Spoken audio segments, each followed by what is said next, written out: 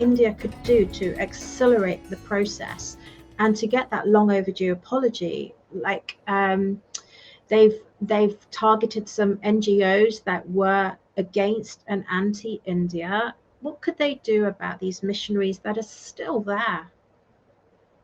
We must recognize that the target of the missionaries is not overtly the Indian state.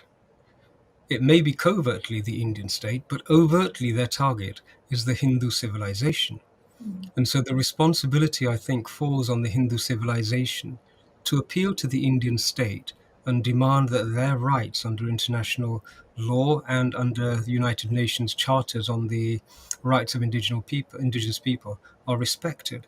So I think the impetus has to come from the Hindu community, not just in Bharat, but the diaspora community as well. Yeah. And I think once that voice starts to clearly articulate what its position is and what it needs and what it demands, then I think we will move to a situation where an apology will become closer to reality. But there is work to be done, and that work really will begin with the Hindu voice saying, hold on a moment, this is not good enough. You see, Saloniji, there is a process which is now becoming very clear and visible. The process is used by missionaries, and we are seeing it played out in front of us.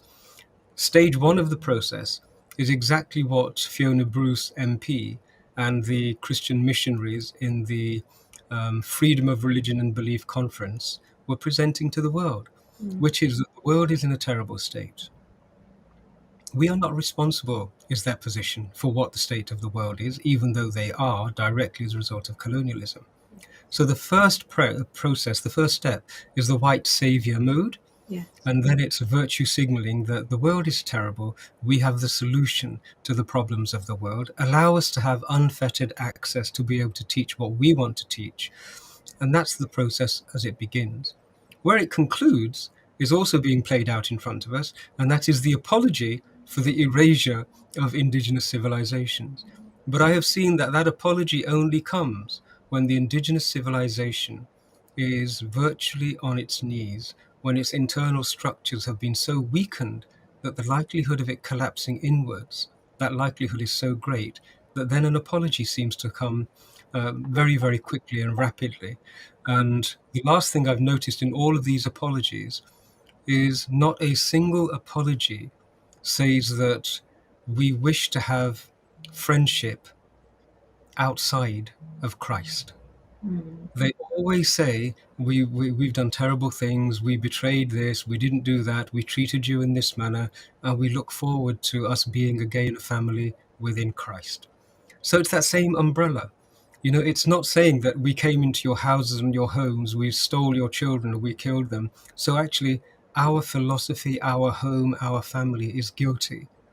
And we want to withdraw from interfering in your lives, interfering in your practices. That's not what they're saying. No. What they're saying, we want to continue with much the same and absorb you into our family, now having weakened you to such a degree that your capacity to resist our assimilation is so weak. And so there is a disingenuity about the whole process. And this, I think, the indigenous civilizations are seeing quite clearly now.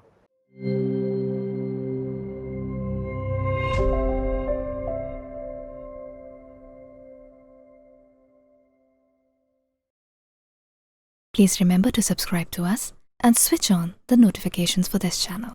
For our other social media links, more content, and to support our work, please visit citti.net. Dhanyavad. Namaskar.